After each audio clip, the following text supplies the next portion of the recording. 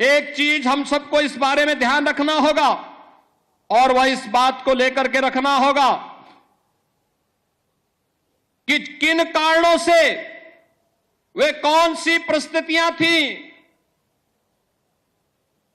कि समाज बटा हुआ था और हमारे पूज्य आराध्य देव स्थल अपमानित हो रहे थे। अगर हम जाति के नाम पर और तमाम अन्य वादों के आधार पर विभाजित रहेंगे तो इस प्रकार की अपमानजनक स्थितियों का सामना हम सबको निरंतर करना पड़ सकता है। और इसलिए आज की आवश्यकता वही है जो न केवल हमारे वर्तमान को बल्कि भविष्य को भी सुरक्षित रख सकता है। उस एकता के सूत्र में बांधने के लिए, राष्ट्रीय एकात्मता के लिए कार्य करने के संकल्प के साथ जब हम जुड़ेंगे, याद रखना राष्ट्रीय एकात्मता की कड़ी मजबूत होगी, सनातन धर्म भी मजबूत होगा, देश भी मजबूत होगा, हम सब भी मजबूत होंगे। लेकिन अगर हमारा देश कहीं किन्हीं कारणों से आपस में ही विभाजित होकर के कमजोर होगा, जातीयता की खाइयां चौड़ी होंगी, क्षेत्र और भाषाई आधार पर हम विभाजित होंगे, तो इसका खामियाजा सबसे पहले हमारे पूज्य धर्मस्थलों को ही भुगतना पड़ेगा, बहन और बेटियों को ही भुगतना पड़ेगा। उस प्रकार की स्थिति हम सबके सामने दोबारा न होने पाए, या एक नया संकेत भी द्वादश प्रतिष्ठा का यह आयोजन हम सबको, प्रतिष्ठा द्वादशी का यह कार्यक्रम हम सबको इस नई प्रेरणा के साथ आगे बढ़ने के लिए प्रेरित कर रहा है। और इस अवसर पर मैं आप सबसे यही आह्वान करूंगा,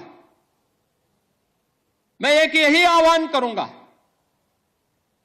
कि प्रतिष्ठा द्वादशी हम सबको राष्ट्रीय एकात्मता को मजबूती प्रदान करने के लिए आह्वान कर रही है। और प्रधानमंत्री मोदी जी ने प्राण प्रतिष्ठा समारोह के दिन, आज के ठीक 1 वर्ष पहले, देशवासियों से यही आह्वान किया था कि राम तो हमारे लिए राष्ट्र के प्रतीक हैं, राम है तो राष्ट्र है और राष्ट्र है तो राम है। दोनों को अलग करके नहीं देखा जा सकता है, दोनों एक दूसरे के पूरक हैं। उत्तर से दक्षिण तक, पूरब से पश्चिम तक, इन्हीं आराध्य देवों के कारण आज वर्तमान भारत है।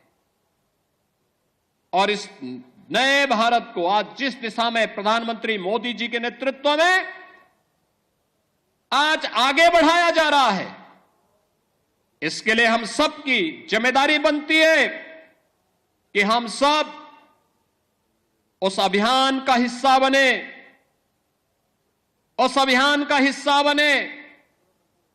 याद रखना, सत्य को अधिक दिनों तक कोई धुंधला करके नहीं रख सकता है।